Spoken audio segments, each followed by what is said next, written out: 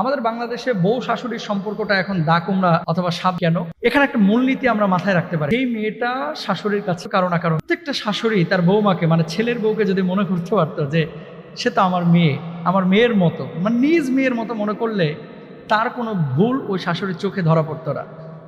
আবার বৌমারা যদি শাশুড়িদেরকে নিজের মায়ের মতো মনে করতো তাহলে তাদের ভুলগুলো ওই বৌমার চোখে পড়তো না।